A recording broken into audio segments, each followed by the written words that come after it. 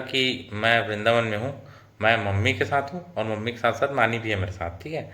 और नानी और मैं, तो उस टाइम में मुझे ऐसे थोड़ा सा इंट्यूशन आते थे, कुछ ना कुछ आते थे कि यहाँ जाना है, ऐसे जाना है, कुछ सपने आ रहे हैं, या फिर कुछ मेरा सिक्स सेंस उस मेरे को ना थोड़ा सा बताते जाता है पहले से। तो have a beautiful morning as I am having. देख सकते हैं इतना सूरज सामने है, सन, लेकिन दिख नहीं रहा है कुछ। इतनी ज़्यादा जो धुंध है वो छाई हुई है चारों तरफ। तो मैं जिम के लिए निकल रहा था, तो जब पहले आपको दिखा दूँ यहाँ का सीनरी नज़ारा, और मैं भी थोड़ा सा इन्जॉय कर लूँ। यहाँ पर देख रहे एकदम पोर्ट्रेट टाइप का फीलिंग आ रहा है यहाँ पर, जो पेड़ दिख रहा है, जो पेंटिंग वेंटिंग है जैसा। तो अभी चलते हैं फटाफट से जिम, वरना लेट हो जाएंगे। दोस्तों पहुँच गए हैं अपन जिम, और आज मछली से ठंड है यार बाहर, तो जैकेट ना पहनो तो आज तो ठंड में ठिठुर जाए आदमी। हाथ भी थोड़े से ठंडे ठंडे हो गए हैं, और कुछ टाइम बाद ऐसा लगेगा घर से जिम आते तक भी हाथ पूरा जम गया है, ऐसा होने वाला है।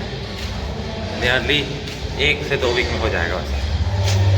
ठीक है, ठंड अच्छी है, ठंड रहना चाहिए यार, ठंडी का मौसम आना चाहिए। चलते हैं अभी फटाक से, थोड़ा सा लेट आऊँ आज, और लेट के होऊँगा मैं घर जाके दिखाऊँगा। और ये सब देख तो पसीना ही पसीने, एक भी गया हूँ आज तो मैं, इतना ज़्यादा आज वर्कआउट हुआ है अच्छे से, इंटेंस आज था। वैसे प्रेशर क्योंकि छुट्टियाँ था, इसी में हो नहीं पाया था। वैसे अमृतसर गया यार, लेकिन बहुत जलन होता है मेरे को अमृतसर से। अमृतसर बहुत जलन होता है आपसे मेरे को, आपका जल्दी बॉडी में ज़्यादा है यार। उसको भी आपसे भूख जलन होता है। क्यों? आपका हाइट बहुत है। एक्सचेंज चलेगा थोड़ा थोड़ा, मिक्स मिक्स। आज बढ़िया से हुआ एक्सरसाइज। और आज कौन तो सॉन्ग बजा रहा था पता नहीं, कोई आशिक आ गया था लगता है आज हमारे जिम में, जनरली जो नहीं आता कि ऐसा ऐसा गाना बजा रहा ना भाई, बिल्कुल वर्कआउट करने का मन नहीं कर रहा था, ऐसा लगा था सो जाऊँ, लेकिन अपन इग्नोर किए, अपने क्या वर्कआउट करने मतलब वो हो गया अपना। अभी चलते हैं घर। तो दोस्तों अपन नहा धो के हो गए हैं रेडी, और मंदिर से भी आ गया हूँ मैं। और मैं आपको बताने वाला था कि आज लेट क्यों हुआ, उससे पहले ये बात प्लीज़ बताओ मम्मी, आज कोई आने वाला है क्या मेहमान? इतना कौवा लोग क्यों चिल्ला रहे हैं बाहर, इन्फॉर्म कर रहे हैं? एक कहावत है कि कौवे अगर ज़्यादा आपके आस, मतलब ऐसे तो जनरली कौवे आजकल देखने को नहीं मिलते, लेकिन अगर बहुत ज़्यादा चिल्ला रहे कौवे तो लग रहा है कोई मेहमान आ रहा है। हमारे यहाँ तो नहीं, अड़ोसी पड़ोसी में किसी के यहाँ आ रहा है लगता है। और हाँ, लेट क्यों हुआ कि लेट हुआ इसलिए क्योंकि आज बन रहा था घर में करेला, और करेला ऐसा चीज़ है ना कि टेस्टी इतना रहता है, उसके लिए उतना मेहनत भी करना पड़ता है, तो इसलिए टाइम थोड़ा सा ज़्यादा लग गया। और इस बात से हमको ये चीज़ सीखने मिलती है कि अगर आपको कुछ अच्छा अचीव करना है लाइफ में, या जो भी कुछ अच्छी चीज़ें आपको चाहिए, गुड थिंग चाहिए, तो उसके लिए आपको मेहनत करना पड़ेगा, बिना मेहनत के कुछ नहीं मिलने वाला। ये पहली चीज़ सीखते हैं हम लोग क्या से, करेले से। और दूसरी चीज़ ये, जहाँ तक मुझे लगता है कि आपको सच बोलना चाहिए। जैसे करेला होता है वो कड़वा होता है, और सच भी कड़वा होता है, तो हमेशा सच बोलो, भले कड़वा लगे लेकिन आप रियल तो रहेंगे। आप जैसे लोगों की मीठी मीठी बातों में आ जाते हैं, लेकिन जो ज़्यादा मीठा बोलते हैं अक्सर वो उतने सही नहीं होते हमारे लाइफ के लिए, ऐसा मुझे लगता है। बहुत जगह मैं ऑब्जर्व किया हूँ इस बातों को। तो ये चीज़, एक और चीज़ सीखने मिलती है करेले से, भले करेले के ज़रा कड़वे रहो लेकिन रियल रहो। बनावटी चीज़ें नहीं होनी चाहिए, मीठी मीठी चीज़ें बनावटी होती हैं, लेकिन वो हमेशा के लिए नहीं रहता, कुछ टाइम के लिए रहता है, लेकिन एक्चुअल चीज़ें बाद में बाहर आती हैं। लेकिन जो आप सच रहेंगे, रियल रहेंगे, तो आप रियल ही रहेंगे। आप कोई बनावटी मुखौटा लगा के नहीं घूमते हैं। तो ये आज का दूसरा मोटिवेशन, आज मैं मोटिवेशनल स्पीकर बन गया मैं तो। दो जी चीज़ें आज क्या है ना, मैं बैठ के कुछ ना कुछ ऐसे चीज़ें सोचते रहता हूँ, माइंड में चलते रहती है। तो जो भी चीज़ लगता है कि मेरे को आपके साथ शेयर करनी चाहिए और आपके लिए अच्छा हो वो चीज़, तो मैं आपके साथ शेयर कर देता हूँ। अगर आपको पसंद आती होगी तो लाइक ज़रूर करिएगा।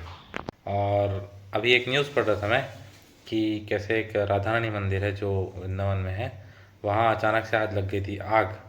और आग लगी थी, बहुत देर तक बुझा, मतलब बुझ नहीं रहा था, बहुत कोशिश कर लिए, फिर अचानक से एक मैजिक हुआ, और बहुत धूप था दिन में, वहाँ अचानक से बादल आ गए, बारिश हुई, और फिर वहाँ पर बारिश हुई, और आग जो थी, अच्छी खासी आग लगी थी, वो बुझ गई।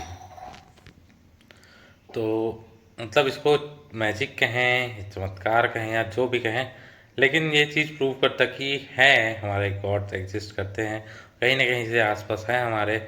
और इतनी मुश्किल सिचुएशन थी जिसमें से मतलब बहुत कोशिश कर लिए, फायर ब्रिगेड बुला लिए, कर लिए, उसका वीडियो भी आया है।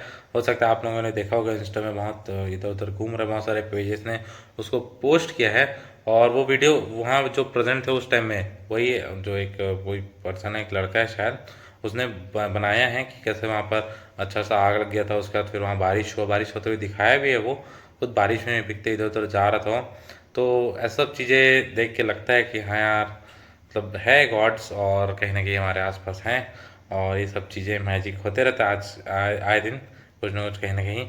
और अभी मेरा जो फ्रेंड है योगेश, वो जस्ट वृंदावन से होकर आया है, मतलब वृंदावन के आसपास जितनी जगह है सब चीज़ें, मतलब श्याम बाबा और जितने राधा रानी जी के मंदिर हैं, सबके मंदिर को विज़िट करके आया है वो। और वो भी हमने कुछ कुछ एक्सपीरियंसेस शेयर करा था। तो एक आध दिन उनसे जब मिलूँगा, पर्सनली जाके मिलूँगा उससे, तो फिर आपको बताऊँगा कि वहाँ उसका एक्सपीरियंस कैसा रहा, कहाँ कहाँ विज़िट किया और कैसा कैसा मतलब उसको फील हुआ वहाँ का। वो तो उसके जुबानी सुनेंगे तो ज़्यादा अच्छा से मुझे लगता है आप तक पहुँच पाएगा मैसेज। तो देखते हैं कब प्लान हो पाता है उससे मिलने का, और फिर उससे मिलाएंगे आपको क्या क्या चीज़ें हुई, वो सब चीज़ बताऊँगा। और यही सब जो चीज़ें सुन रहा हूँ मैं आजकल, इससे थोड़ा थोड़ा कैसे तो पता नहीं कुछ कनेक्शन बैठ रहा है, मतलब सिक्स सेंस ऐसा बोल रहा है मुझे कि हो सकता है कुछ टाइम में मैं भी श्याम बाबा और राधा रानी के दर्शन करने जाऊँ। अभी ऐसा कुछ ना प्लानिंग है ना कुछ चीज़ है, लेकिन कुछ ना कुछ हिंट्स मिल रहे हैं। जैसे योगेश गया था, वो एक हिंट है कि मतलब मेरे को भी बहुत मन था, लेकिन अनफॉर्चुनेटली ऐसा हुआ कि त्यौहार के जस्ट बाद तो लंबा छुट्टी मिल नहीं पाता, लगभग 10-12 दिन का उसका टूर था। तो लंबा छुट्टी मिल नहीं पाता, इसलिए उसके साथ जा नहीं पाया, वरना पक्का चले जा रहा था मैं। सेकंड चीज़ें ये है कि आजकल मैं कुछ कुछ पॉडकास्ट सुनता हूँ, और उसमें वही वही चीज़ें मेरे सामने आती है वृंदावन से रिलेटेड। जैसे एक रियल हिट बोल के चैनल है, बहुत फेमस है, अगर आप लोग ने देखा होगा, उनका पॉडकास्ट आता है उनके चैनल पे। तो पॉडकास्ट में कुछ कुछ जो पंडित जी रहते हैं, वो लोग वृंदावन वाले आए हैं, एक दो लोग आए थे, मतलब उनका पॉडकास्ट सुन रहा था मैं। तो उसमें उन लोग वहाँ के बारे में बताते हैं, वहाँ के बारे में चमत्कार के बारे में बताते हैं, वहाँ की पॉजिटिव एनर्जी के बारे में बताते हैं, और बहुत सारे डिटेल्स वहाँ के बारे में बताते हैं। तो उसको सुन के बहुत इंटरेस्ट आता है मुझे, और मन में एक और ऐसा जग रहा है, मन से ऐसा लग रहा है मुझे जाना चाहिए वहाँ, और एक न एक बार वहाँ के दर्शन करके आने चाहिए। तो अब देखते हैं कब तक ये पॉसिबल हो पाता है कि नहीं। और इससे रिलेटेड बता रहा हूँ, आज सुबह सुबह एक सपना देख रहा था मैं, मतलब मम्मी उठा रही थी मुझे, उससे जस्ट पहले का ही सपना है ये। तो ऐसा था कि मतलब वही सब चीज़ें मिक्सअप हो गई लगता है मेरे दिमाग में, जितने भी इन्फॉर्मेशन है वो सब मिक्स होकर आज मुझे सपना आया था। तो उस पॉडकास्ट में ऐसा था कि वहाँ एक आग है जो बहुत पहले से कोई ऋषि मुनि थे उनके द्वारा जलाई गई थी, और वो आग लगातार जल रहा है, उसको मेंटेन करते हैं लेकिन लगातार उस आग को बुझने नहीं देते हैं, वो जल रहा है। और वहाँ पर एक स्पेशल प्रसाद तैयार होता है, और वो प्रसाद तैयार होता है वो उसी आग में, जो भी जो रहता है बर्तन रहता है, बड़ा सा कुछ बर्तन, उसमें तैयार करते हैं उसी आग के ऊपर, और फिर उसी प्रसाद को सब मतलब जो डिस्ट्रीब्यूट करते हैं सब भक्तों को। तो वो प्रसाद मेरे दिमाग में बैठ गया था, और साथ में ही जो वृंदावन का जो भी है मंदिर वगैरह, उसका एटमॉस्फेयर मेरे दिमाग में ही चल रहा, मतलब उसका जो भी बातें हैं, जो भी वहाँ की चीज़ें हैं, वो दिमाग में चल रही थी। तो उससे रिलेटेड सपना ये देखा कि मैं वृंदावन में हूँ, मैं मम्मी के साथ हूँ, और मम्मी के साथ साथ नानी भी है मेरे साथ, ठीक है। और नानी और मैं और मम्मी वहाँ हैं उसी मंदिर में जहाँ पर प्रसाद बन रहा है। अब पता नहीं, मंदिर कुछ नहीं दिखा मुझे, कुछ नहीं दिखा, बस ये दिख रहा कि वो आग जल रहा है, उसके ऊपर बड़ा सा कुछ बर्तन, पतीला, मतलब बहुत बड़ा ही बर्तन है वो चढ़ा हुआ है, उसमें प्रसाद बन रहा है। और प्रसाद को डिस्ट्रीब्यूशन का काम मुझे दिया गया है, मतलब वहाँ से प्रसाद निकालना है और उसको डिस्ट्रीब्यूट करना है। तो हम लोग पहले सोच रहे हैं, पहले प्रसाद बन गया है तो इसको एक बड़े से और दूसरे बर्तन में ट्रांसफ़र करेंगे, फिर इसको भोग लगाने के लिए ले जाएंगे भगवान जी को, उसका बाद वहाँ से लेके आएंगे, फिर डिस्ट्रीब्यूट करेंगे। तो यही सब चीज़ें चल रही है दिमाग में, कैसे करना है, क्या करना है, ये सब में लगा हुआ था। फिर मैं नानी को पूछ रहा हूँ, वहाँ सब गए है ना, और नानी भी शायद कभी गई नहीं है वहाँ पहले, लेकिन मैं नानी की ये पूछ रहा था कि नानी मंदिर कितना दूर है यहाँ से, मेन मंदिर है वृंदावन वाला। तो नानी बोल रही है बस पास में ही है, ऐसा ऐसा। तो मतलब ये सब चीज़ें चल रही है, तो अचानक से पता नहीं, ये ऐसा वैसे तो आता नहीं है जनरली, मेरे को सपने नहीं आते मुझे, और आते भी हैं तो मुझे याद नहीं रहते हैं, मतलब लिटरली बहुत ही रेयर केस में एक आध दो सपने मुझे लगता है कि आए होंगे या मुझे याद रहते हैं, लेकिन ये वाला सपना मैं बहुत अच्छे से आता है मुझे। और सुबह मैं आपको बताऊंगा सोचा था, लेकिन सुबह ऐसा हुआ कि थोड़ा जल्दबाजी में था तो मैं बता नहीं पाया आपको, लेकिन मम्मी को बताया था, जस्ट मैं मतलब रेडी वेडी हो रहा था उस टाइम, एक सरसरी तौर पर मम्मी को बता दिया थी ऐसा ऐसा कुछ सपना आया था मम्मी आज मुझे। तो उस टाइम भी आप लोग के साथ शेयर करना था। उस टाइम लगता है मुझे ज़्यादा अच्छे से बता पाता, सुबह ज़्यादा अच्छे से याद था मुझे, लेकिन अभी भी याद है। मतलब ये चीज़ तो नहीं भूल पाऊँगा कि क्या क्या चीज़ें देखी है सपने में। और ऐसा होता है, जो सपना मुझे अगर आता है और याद है तो फिर अच्छे से याद रहता है, कितने दिनों बाद भी पूछेंगे तो मुझे याद रहता है। और जो सपना याद नहीं रहता फिर वो तो उस सुबह तक भी मुझे याद नहीं रहता। हो सकता है सब लोग सपना देखते ही हैं, आते ही है, नेचुरल चीज़ है ये। लेकिन आज वाला जो सपना था, मतलब पता नहीं सिक्स सेंस ऐसा कुछ बोल रहा है, ऐसा बोलते हैं ना बुलावा आ रहा है।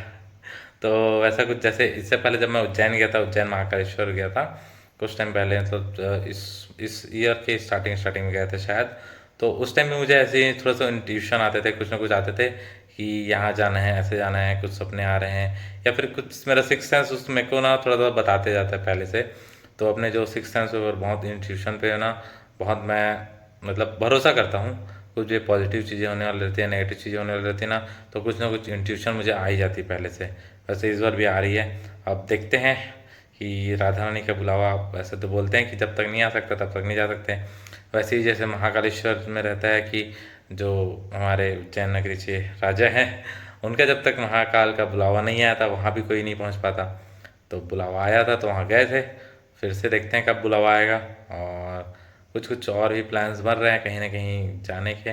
तो अगर टाइम के साथ साथ आपको अपडेट करते जाऊंगा। अभी ऐसे कुछ ऐसा कुछ प्लान्स, मतलब एकदम एग्जैक्ट प्लान्स नहीं है, बस सोच के रखा है कि कहाँ कहाँ जाना है, कैसे कैसे जाना है।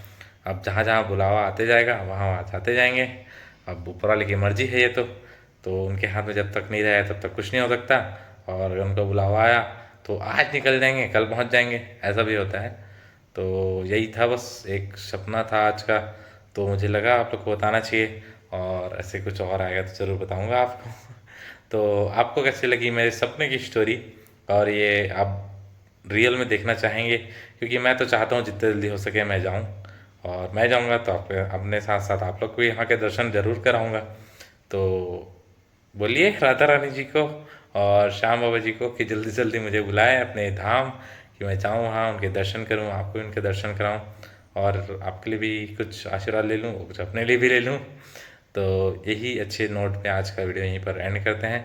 अगर आपको वीडियो अच्छी लगी हो तो लाइक करें, शेयर करें, और चैनल पर नया सब्सक्राइब जरूर करें। बहुत जल्दी आपको कुछ ना कुछ ट्रैवल प्लान्स देखने को मिलेंगे। तो मेरे साथ आप भी चलिएगा ट्रैवल करने के लिए। तो मिलते हैं कल के ब्लॉग में। Till then have a great day, bye bye.